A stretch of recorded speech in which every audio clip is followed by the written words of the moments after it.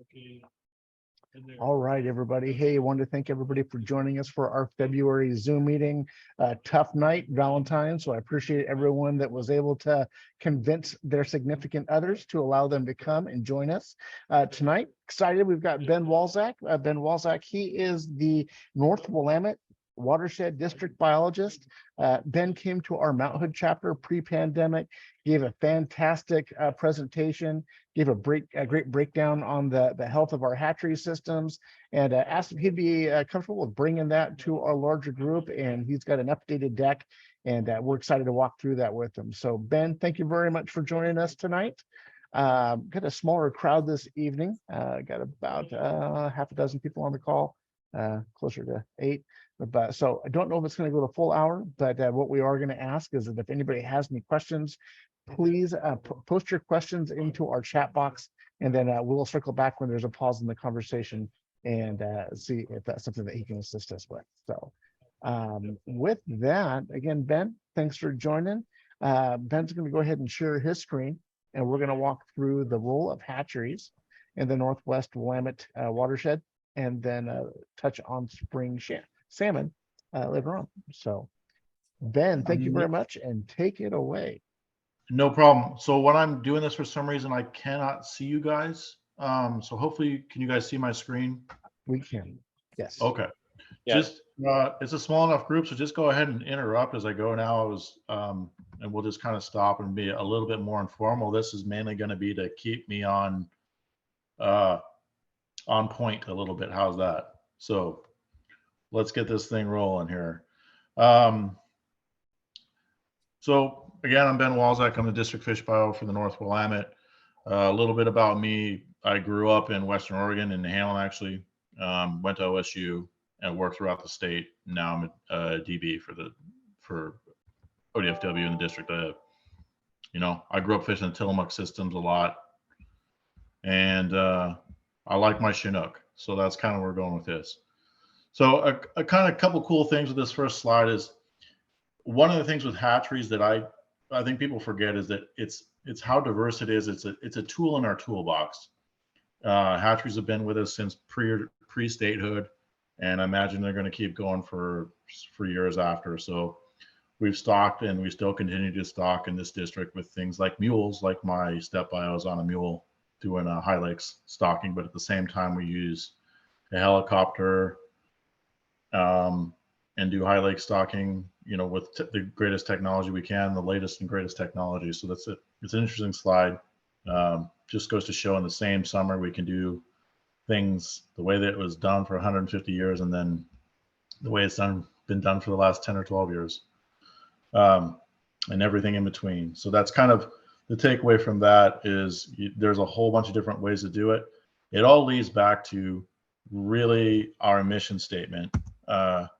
And to understand kind of where ODFW comes at hatcheries, it's really important to understand our mission statement, which guides all of our work. And that is, our mission is to protect and enhance Oregon's fish and wildlife and their habitats for use and enjoyment by present and future generations. The really important piece, that's a mouthful, of course, is that protect piece. It really, when we're talking about hatcheries in general, our native fish conservation policy guides everything that I do on the fish side. And it's basically, there's a section in there that says, what is this pop up? Sorry. Naturally produced fish are foundational to the long-term sustainability of native fish species, hatchery programs, and fisheries in Oregon. Therefore, conservation of naturally produced native fish species in the geographic areas to which they are indigenous is the department's principal obligation for fish management. Hatcheries shall be used responsible to help achieve the goals of this policy. So given that, now we drill down a little bit more to our hatchery policy goals. There's 4 main goals, and you can see throughout all those goals, it really kind of ties back to the native fish and how important those fish are. And that hatchery management policy, really, it's an overview that describes the hatchery as a tool and its range of applications, and as well as additional guidance concerning conservation and management of native hatchery produced fish. The other tools that are included in that plan, but aren't limited to, are things like habitat management, harvest management, management of competitors, predators, and fish health. Those are all really important things we have to consider in the hatchery realm, and kind of where the policy is guiding on things like fish health, especially with climate change and disease issues really popping up. It's really becoming, there's some interesting ethical debates about that stuff popping up. So drilling down a little bit further, here are some of the hatchery program management goals. One of the goals is to develop hatchery programs, management plans for all hatchery programs. What that really helps us do is to define specific programs objectives, outline the fish culture operations, how the facility operates, and the last piece is the monitoring and evaluation, which again feeds into the program objectives to make sure that you're doing what you said you were going to do, how you said you're going to do, pull in the most reliable and up-to-date scientific information, as well as seek the input of all the different partners that are need to be involved, and that's tribal, state, federal, universities, and of course the public, which is groups like you. We take your input, put it into these comments, make sure that we, the objectives kind of meet everyone's goals, and again, they're all guided by that native fish conservation policy. So drilling down further, we're going to go to, there's two main types of hatchery programs. There's harvest programs. First up, and their objectives are really to operate to enhance, they really want to operate to enhance or maintain fisheries without impairing naturally reproducing populations. One of their other primary objectives in some of these programs is to separate hatchery produced and naturally produced native fish and fisheries and on spawning grounds as necessary for conservation. So kind of moving down a little bit more, there's two main types of harvest programs. There's harvest augmentation hatcheries, and they're used to increase fishing and harvest, right? That's to increase the return to the creel. And then there's mitigation programs, which the important takeaway on mitigation is that you have to have that mitigation agreement in place prior to the reduction in opportunities. So before the habitat deterioration or before the migration blockage. So in other words, if the dam is being proposed, that is your time to negotiate that agreement and get it in place. Once that's happened, you can't go, there's no after the facts, which is somewhat frustrating in some of these cases, but it is what it is. A good example of a harvest augmentation in my district, hatchery, which people don't always think about, is that we do some warm water fish. I have a little facility that we raise warm water fish and outplant those fish to a couple of ponds in my district. So it's we do channel catfish and largemouth bass there right now. As well as that facility, I have Oregon chub there as when that was being listed and delisted. Another example of the mitigation, a really good example in my district is trout, all the trout stocking that occurs in the Willamette Valley. The vast majority of it is mitigation for the dams in the upper basin. Another one, and we'll talk about it in depth, is Clackamas Hatchery. And all the different programs that are run out of there. So the other type of hatchery program are these conservation programs. And they really are there to maintain or increase the number of naturally produced native fish without reducing the productivity of fish populations. The key with these kind of programs is that long-term conservation success is tied to remediating the cause of the decline that resulted in the need for the hatchery intervention. So you have to, if you're deciding to do this kind of a program, in essence, you have to get yourself out of that hole. So if it's found that that system is habitat limiting, yeah, you can have a conservation program, but you better be working on your habitat, for instance, or whatever. And we do have several of those. A lot of the programs, conservation programs, some of the ones that you guys would be familiar with are supplementation, which is basically to boost the abundance of fish spawning in the wild. Really good example of this where everyone is really interested in is like a integrated program in integration with broodstock, right? That's a pretty good example of that. Reintroduction is short-term releases to reestablish a local population. In my district, we did that in the upper Clackamas with bull trout, and we also do it in the lower Columbia with chum salmon. And another one we do is experimental stuff. So for instance, if you had wild fish returning to a dam, they were talking about passage at that dam, you could, take those fish in, get numbers higher, and then use them in that study to kind of negotiate passage, the need for passage, what passage would look like. There's all kinds of different scenarios there on how fish would react to certain scenarios. So that does happen. A good example, I think the Santiams are doing that right now with winter steelhead. The other takeaway from these is your hatchery program does not have to be 100% supplementation. It can be part supplementation, part augmentation.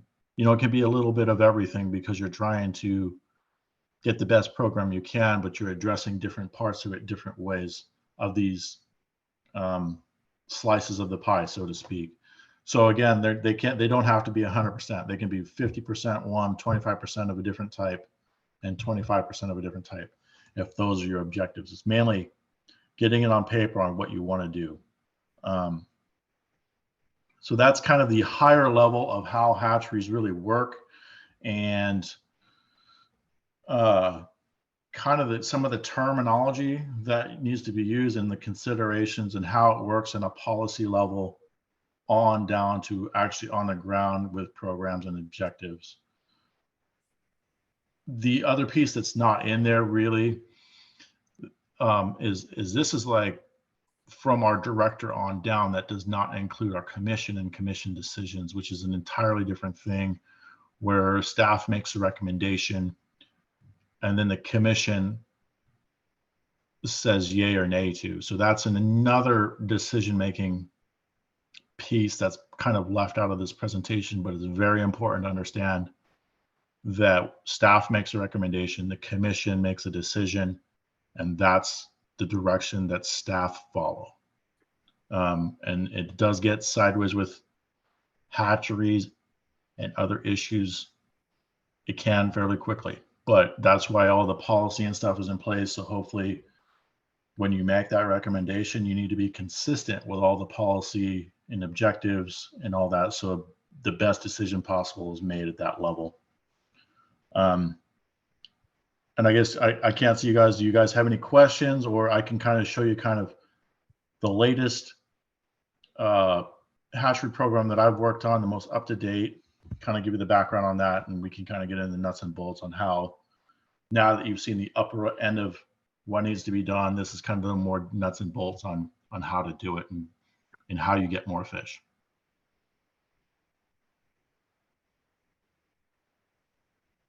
You guys good?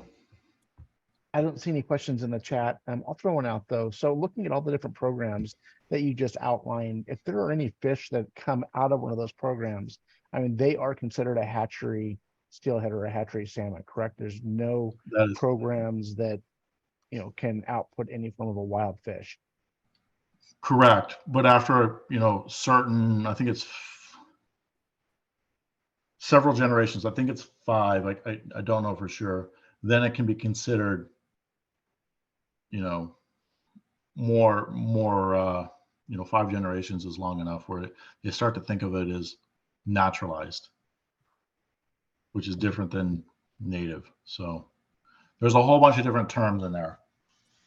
So yeah, and a lot of that, like the chum one, for instance, that we do, we use chum. We don't have a lot of, they're functionally extirpated on the Oregon side, but they're still chum. And we're talking in the lower Columbia, the low Bonneville. They're functionally extirpated on the Oregon side. The Washington side has some smaller populations considering historic. So we'll go over there, collect fish from them, or they'll give us eggs. We'll start a program It's at Big Creek mainly right now. We do some outplanting in some of the local tributaries and stuff where we're just taking eggs and you release them as once they're eyed up. So there's a bunch of different things and there's all kinds of research around it. That would be a good example of kind of both experimentation and as close to natural as we can get. Those fish are all thermally marked, but they're not adipose fin clip marked because we don't want anyone keeping them until you get the program established.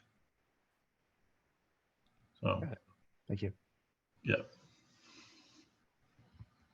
So Ben, this is Don New. We met earlier. I'm the director of the Hatchery Wild Coexist Coalition. Mm-hmm. And one of the things I hear all the time is that if ODF&W had their way, they would shut hatcheries down. Do you believe that? I don't think so, because I mean, it does, like I said, that chum program is a good example of, you know, and that, I think that comes from conservation, like being conservation minded. Conservation fears that everything is going to swing, the pendulum swings way over to conservation. Again, that is a tool, a hatchery is a tool in that toolbox. You're straddling that line between present generations and future generations. So I think a hatchery, it does really work for chum. For bull trout, for instance, it's just a different application than normal. Yeah. And people go to like the mass produced, say, trout or something like that, and how that's changed over time. And I don't think it's going away. It's just, it's being used differently than people traditionally think. Yeah. I guess one of the ways that I look at it in particular, and I could show you this a little bit here in a bit, is a good analogy. I don't know if it's the best analogy, but is like, sometimes people think of hatcheries as brewing a domestic beer, right? It's just everything all the time. And now we're kind of shifting to more brewing microbrews.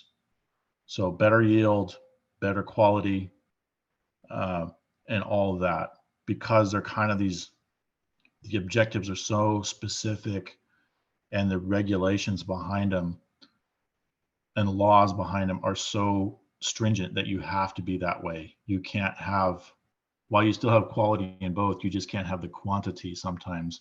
You've got to think outside the box to get the quantity that you want, if that makes sense, because your ingredients are limited. Yeah, that's helpful.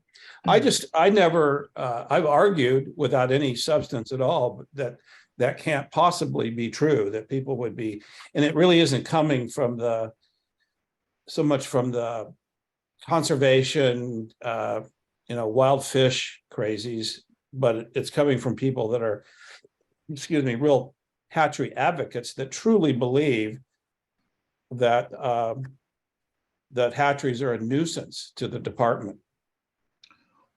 I do think there is some, when you get in litigation, everything is a nuisance, right? That you get sued over. So yeah, I mean, yes, I think that's also true, But are we there with it? Yes. And is it changing? Yes. And so that's the way I look at it, is it's not the same as it was even in the 90s. Yeah, I mean, I imagine that the big decisions are difficult because there's always that litigation, potential litigation, and that's what we battle all the time. Is that deep-pocketed folks that are, in my opinion, as much as it's worth, is that you guys are going to end up spending money that could be better spent in a stinking lawsuit. And I think that's sad that you would have to worry about those kinds of things in the financial situation that you're in. Yeah, and that's, again, I guess that's the fallback on the policy, and kind of now you guys see the framework on the decision-making framework on how it works. It's, those are the steps that the boxes I have to check to make sure that when, it's not if, it's when litigation occurs, that it's going to hold up. So on the North Umpqua decision last year that was made really against what you guys advised on Rock Creek. Was there anybody in the department that was surprised that that got reversed? You know, I'm gonna have to defer on that one. I don't know because it's just out of my district. I didn't really, Yeah. I don't know the ins and outs of that one. Yeah.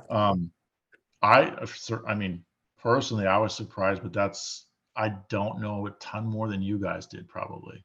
Yeah. Hey, Ben, I have a question. I recently read an article, and I didn't really read it in detail, and I should go back and do it. I skimmed it, but I saw it come across the public broadcasting channel, and it was a fairly lengthy discussion on the fact that the size of the fish has been steadily going down.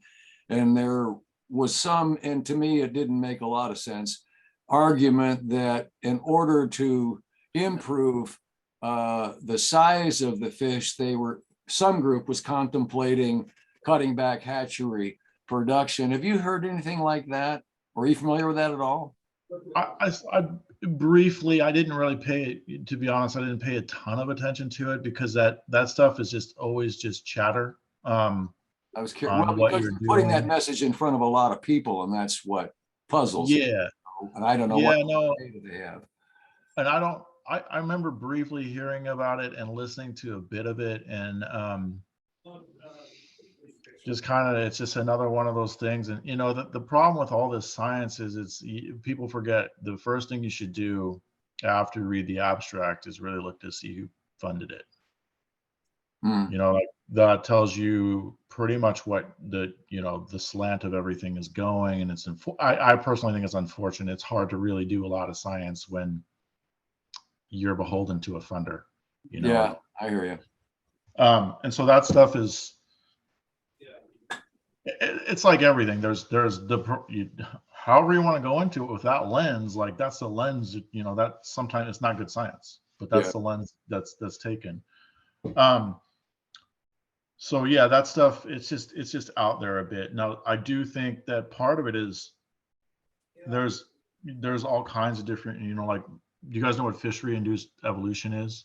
And some of the other stuff where, you know, say you have I'm oversimplifying it, but it's like if you always say have your season open on the front end of the season, and that's when your largest, oldest returning fish are, then you're basically fishing on your biggest fish, right? And so what that does is it cuts down on the, you know, that age class. So you don't, you know, if you have, say they're all 5-year-olds, all your 4s and 3s are escaping, but you're whacking off all your 5s. Well, over time, your proportion changes.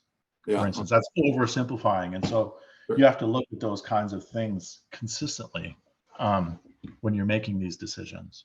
And that's that monitoring and evaluation piece of why it's so important as well. So, and that's the other thing I think one of the preconceived notion is there's not a lot of science behind hatcheries, and that's not true. You know, even the fish food, all that other stuff that goes into it is like, there's a lot of science behind that. So, you guys ready for this next part, which is basically the overview of how, now that we've gotten through the policy and the programs, this is how you would put it on the ground, is this next slide. I can get going on this here if I don't hear anything else. Yeah, let's jump into the second half, and if there's questions, we can address them at the end. Okay, one of the cool things I put this slide in a lot of presentations. I don't know if you guys know the history of stocking in Oregon, and frankly, a lot of the Northwest. There was this, you see this, the bottom picture, it says State of Oregon distributing car. It's the rainbow distributing car. So that used to go on all the rail lines to all the towns. And the upper picture is actually the inside. It's these milk jugs with water going through it. You have fry in these milk jugs, pull up to the town. Everyone comes with their pack mule, like in that first picture, and they outplant fish. You know, the high lakes were previously sterile, probably weren't a lot of fish in most of the high lakes. There's fish in a lot of the high lakes because of programs like this or other programs where they'd take fish, you know, from the Midwest or the East Coast and put them in these milk, you know, old milk containers and truck them out here. And that's how you got a lot of these weird fish, not native fish in different places. But the point is, this was sometimes pre-statehood to early statehood. Clackamas River hatcheries on the Clackamas River date back as far as the 1870s. First one, I don't know if you guys know where my office is. It's, in Clackamas there, right near I-205. And that's like the site, my office is at the site of one of the oldest hatcheries on the West Coast. Well, the first one was the mouth of Clear Creek on the Clackamas. I said it's a mitigation because it was, the current one is a mitigation facility between PGE and the state of Oregon over all the hydropower on the upper Clackamas around Estacada. That facility was built in 1976. It came online in 78, 79 was the first year that we got spring Chinook back, and we used upper Willamette River stock fish because there were decades in there where there were no fish ladders to the best habitat in the upper Clackamas because of the dams. So the populations were very depressed. They also had all kinds of other things like it talked about that, human-induced evolution, fishery-induced evolution, where they were taking all the eggs they could, weirs all the way across. So populations are very suppressed, and that could be in the 60s, 70s, and 80s. And then, so that's where we're spring Chinook and the clock in the 70s and early 80s. Program was operated as a segregated program until from 1976 until the early 2000s. Everything was going great, or pretty good. We had really pretty good returns. It was a very robust fishery, very popular because it's near the population center. The program goal is always to support, the wild spring Chinook salmon that were left while enhancing, commercial and recreational fisheries. The important thing is it's not only the Clackamas, it's also the Willamette, it's the Columbia, it's the ocean. So that includes Canada in that. So when you're doing this, it's all connected. Kind of a cool off story since it's just us, not on the Clackamas, but on the Sandy this year. My staff and I were up angling for spring Chinook for our broodstock, inclusion in our broodstock. And we noticed we were angling, we saw a fish with a big red spot, like a red, we couldn't see underwater, something red. We're like, that's wrong. So we ended up catching that fish, one of my staff did. And it was this horrible tag they put through it. So we called the number on it like everyone does. And a researcher got back to us from Canada. They had caught that fish in troll fishery in Canada, tagged it, and released it.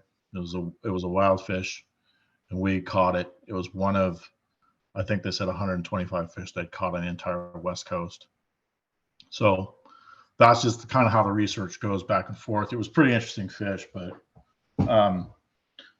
so you can see that it just affects everyone everywhere. And that's where a lot of our fish goes off like Vancouver Island and up a little bit higher when we're talking Clackamas fish. So it mitigates against the mitigation for hydro and PGE. So River Mill, Faraday, North Fork, all that, that's really what this is about. But in recent years, the spring Chinook returning, first what we had was they were returning later, and then all of a sudden they weren't returning at all. However, we were still producing the same amount and releasing the amount of juveniles. And what that really meant, it's really hard to say 20 years, right? Well, the first year you're like, that's weird. We'll watch it. Second year, you're like, we might have a problem.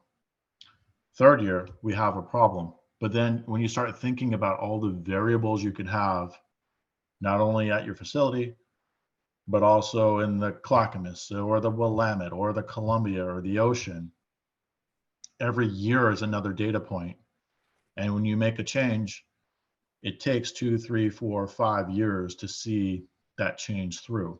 So here we are about 20 years later after we knew that we had a problem, and we've considered and gone through a variety of alternative actions. We came to, we're going to transition to an integrated broodstock. This was a couple of years ago. So why an integrated broodstock? Well, when you look at wanting to rebuild a fishery, what do wild fish really have that you really want as far as a fishery? Run timing, right? We need to get that run timing back. We also want a diverse run timing. One, it extends the season. The other is, with a diversity of life history, you smooth out the peaks and valleys. You want, obviously I want consistent fisheries every year. The other thing is, you want fish that are aggressive. You want them to have, you want them to strike lures with a greater propensity and stuff like that, so anglers can catch them. You also want to have a good quality fish, so people want to fish for it, want to eat it, want to end it. You want it to end up in their freezer. And lastly, and very importantly, is that when you go for native fish or natural origin fish from your system, a lot of them are locally adapted to certain diseases in that system, which is really, really important in the face of climate change. So those are kind of the reasons why we want to transition to an integrated broodstock. So you got to look at that and go, well, there's a couple of things that integrated programs have to have for it to be successful. They really require a wild population that has enough fish in it that you can get an adequate amount for your hatchery brood. So here's just a line graph, and I don't know how well it shows up on your guys' screen.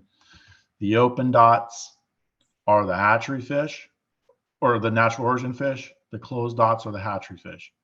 So as you can see, we have a generally increasing trend in wild fish.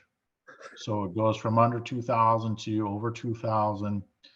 I don't have the last couple of years. This gets cut off at 2019, but last year was almost 4,000 natural origin and 2,300 hatchery. And I can get into why the hatchery numbers were a little bit higher. Part of that was some of those program changes coming online. Part of it was my staff really worked very hard to collect every single fish we could at hatchery fish that we could, and we spawned them all. So it was both things kind of coming, and it was 2,300. It's going to go down the next couple of years because we just couldn't get our hands on as many fish as we wanted to. But so that's the other thing you can't have your population flooded with hatchery fish. You need that genetic diversity. So again, the takeaway is you need to have enough wild fish where you're not going to harm them. And when you take some, to get the amount of brood you want. And the other thing is you can't have so many hatchery fish, you can't get wild fish. So we have that going in the Clackamas. So everything's good there. And now kind of the program, like the nuts and bolts of it. So what we want to do in this program I set out to do is it's a revision. We want to transition from that segregated program to an integrated program. So that transition time I said was going to be three years, which is roughly one generation. So that's what we're going to do. We just finished year one. I'll kind of talk about that later, but we've got 2 more years of that. And then after that, so year 4, we'll be fully considered integrated. And so we'll use a sliding scale. And I'll really talk about that in another slide here, no pun intended there, because it really helps to understand where you're coming from, how that's going to look moving forward from year 4 to whenever. But in both programs, it's important to understand that hatchery fish spawn with hatchery fish, wild fish spawn with wild fish. That way you're getting all that genetics kind of constantly infused in your program. The other thing is it's managed with a target of less than 10% hatchery origin spawners on the spawning grounds. So that's that other piece. You don't want to flood everything with hatchery fish. You want to keep it going. So here's what the rebuilding years look like. The program is 600 adult fish. Those are hatchery fish, 2 to 1. So 2 females to every male. So 400 females and 200 females. In addition, for the research in this rebuilding, we're going to collect 120 wild spring Chinook, again at 2 to 1. Let me get a drink real quick here. So that's 80 females and 40 males. Same deal. And I'll get to this run timing in just a second, but half will be collected in July. The rest will be after. And then the other thing is if less than 1,000 come before July 31st, no additional fish will be collected that year. So again, it plays back to that original conserving the wild fish. How are we going to do that? Here's how we're going to do it. Spells it out. So the sliding scale. This is, again, the first 3 years you can see are down there, but we're talking about years 4 and on. So if you don't have any fish, or you only have 1,000 fish, you can't take any. 1,000 to 2,000, you can take 21. And if you have more than 2,000, you can take 45. What this is really trying to get to is you want this genetic goodness. You want those future generations to be propagated, hatchery fish along with wild fish. You're striving for this where you don't take enough. It's you take enough to kind of maintain your genetics, but you don't take so many that you're affecting your genetics negatively. It's that finding that fine line in there. So this spells it out on how we would do it. And then kind of the timing, as I said, is very important. A lot of people are like, well, we want those early run fish. Why aren't you taking those fish that you get in February or March? Well, like I said, at North Fork, which is around Estacada, it's River Mile 40-ish or so on the Clackamas, 25% of the run passes through that facility on July 15th. That's why we came up with the date of July 15th. It allows us to have a very good estimate of what's going on, or not very good, but a pretty good idea. The other thing is you're still getting some of the early entry fish in the lower river. They just haven't hit that at the facility yet.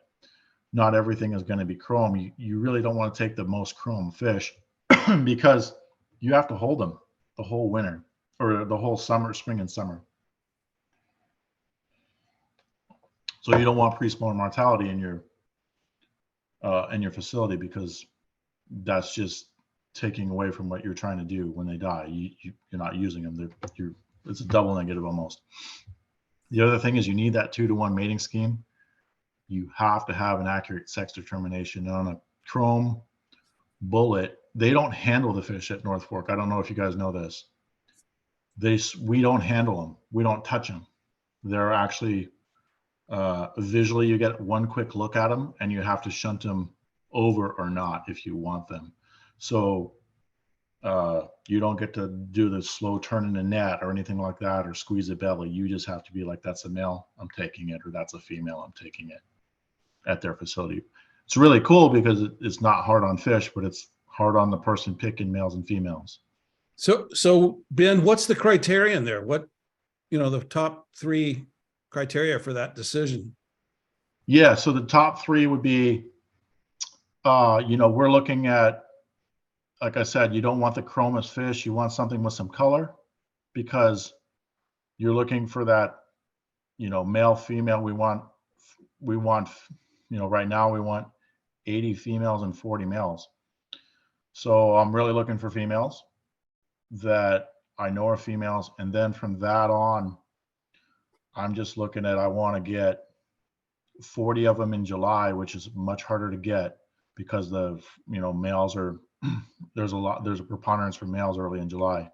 So I'm going to take every female that I think has color on it that doesn't have a wound on it. That's the other thing. It needs to be a clean fish, because again, I'm trying to limit that pre-spawn mortality. Wound, little bit of color, and then sex really are the 3 things I'm looking for. And I'll take as many as I can get on that day. And then I'll just try and even the numbers out, and that's what changes it to me. But size doesn't matter a ton. And again, that's because I want that diversity of life history. And I get the size over time with the sample size. So we don't use jacks. So it's that would be my answer. Yeah. There. So one of the other more dogmatic points that some people will make is that absolutely hatchery fish drive wild fish off the redds. when there's any kind of an overlap. Do you have any anecdotal, observational kind of information on that? Is that? I don't know. Did some earlier in my career, I did some visual identification of fish, fin mark stuff. We tagged them and everything, and in a really heavy hatchery system. And it's so hard to tell, there's in those systems where there's like red superimposition and fish, moving back and forth. I don't know. I guess my answer is show me the science behind it. I don't, in my observations, I've never seen it, I guess, or I don't remember seeing it to a level where I'd have a strong opinion on it. Yeah. It's just used often by some of the other folks as fact, Mm-hmm. and in my opinion, it usually comes from some guy standing up on the bank 3 years ago, watching a chase down and deciding that's how it is, but no real data on it. So it's an easy argument it's the same. It's exactly what you just said. It's not a fact. There are, plenty of facts, both sides, but that's one that I get really tired of hearing about, especially if there isn't any crossover in that cycle. That's the one that's difficult, is when absolutely there's very little blend in a particular watershed, and that argument comes up on that particular watershed. It's just that's an easy one. Yeah, and so the reason why we use North Fork is really kind of a question I get asked a lot about this, is that North Fork has like some of the most state-of-the-art fish passage and collection facilities on the West Coast. It just is. We get higher fecundity when we don't touch those fish, right? There's little, like, I don't know if you guys know this, but stress is cumulative to these fish. So if you don't stress them, they're much more fecund. They're going to survive better. All these things. That's why we don't use angler caught in this program. It's just better. I'm going to get a better product minus that one piece, and that's that trade-off. But I'm willing to take it on this case because I do think the end product will be better. By the time you net fish and hold them over a summer in that warm water, it's not good for fish. No matter how gently you handle them, it's just you're handling them. Right. That is, I don't know if you guys have ever seen a presentation or seen that facility. It's pretty awesome. You basically just drive a lib truck under it and you pop the fish down there. Oh. It's sweet. Yeah. I can actually, in that facility, I can get a fish directly from the ladder, never touch it, put it in an anesthetic bath right there, not having touched it. Then I can touch it and get all my genetics off of it, revive it, and put it in a lib truck. And it won't get touched until we go to spawn it months later after that, which is pretty cool. Yeah. Yeah. And so that's one of the big questions, is why don't you use angler caught? There's my answer. Yeah. So the other piece I said is that last piece, which people forget about. You have to do monitoring and evaluation. It's just like any decision making you do. You should probably self-reflect to get the best product. The idea is to always continually improve, and that's what the monitoring evaluation does for us. So a couple of the things. Really good informed management of integrated facilities really requires you to mark all your hatchery fish. So we mark all of our hatchery fish. That's just basic. The other thing we do is we have a very good understanding of what's called, the percentage of natural origin fish in your brood. So how do I do that in this program?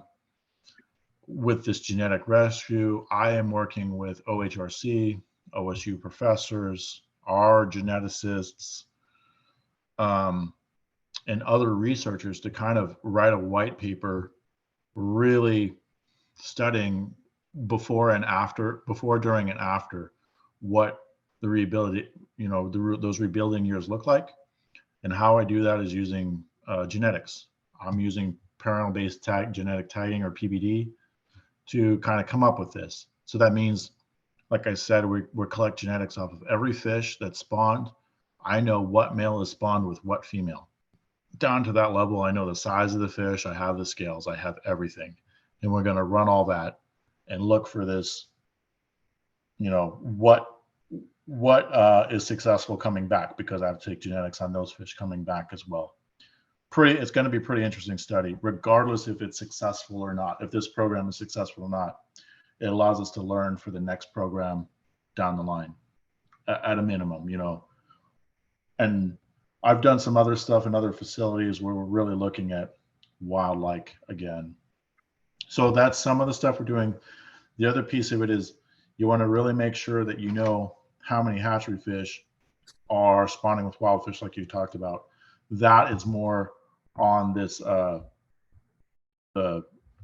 your traditional spawning surveys, like this picture, right? That's a spawning surveyor. He's getting the same genetics off of that fish. The other thing we're looking for is at the facilities, we look at the, life histories. So age composition, sex composition, body size, fecundity. We have that for a long time. We want to make sure they match both the hatchery and the wild. The other thing is your punch card is really important, and people forget this. That's also how we determine the fishery benefits. There's some really cool stuff now that we're starting with the, I'm not a huge fan of our e-tagging. I find it a little clunky myself, but on the back end, there's some pretty cool stuff that we should be starting to be able to do with it. And one of the things is it gives me a little better snapshot into what's happening quicker than waiting a year or two for it to happen, to make those decisions like I talked about earlier.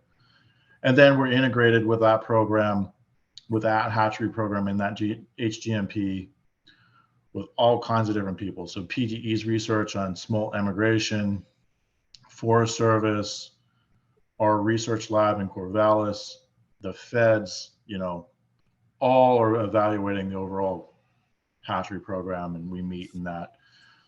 Again, with this program, my main goal is to make fishing better without compromising wild fish. And the reminder is to keep everything in a balance.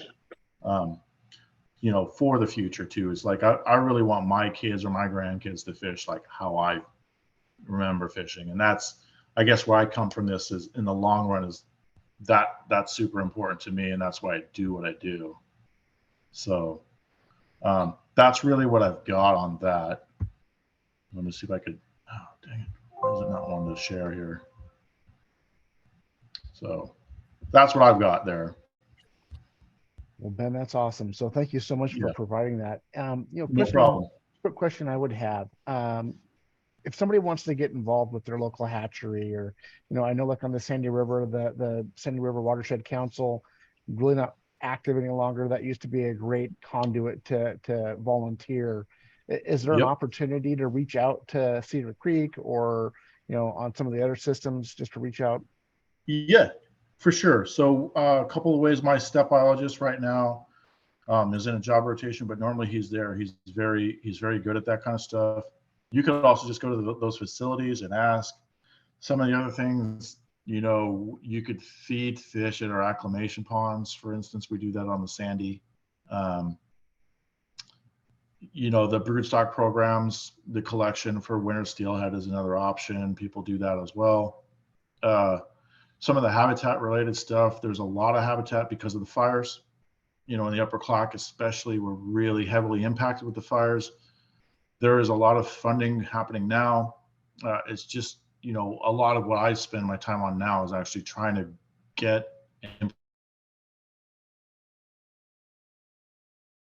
to try and take care of these habitat projects in the upper basin. Hey, we have a question from Steve, and hoping you guys can hear me okay. It seems frozen on my end right now. Question from Steve. Thanks for the presentation. Question from a spring salmon fisherman's perspective. Why has the return timing of spring Chinook regressed in the past decade? April 5th, 15th used to be a prime, but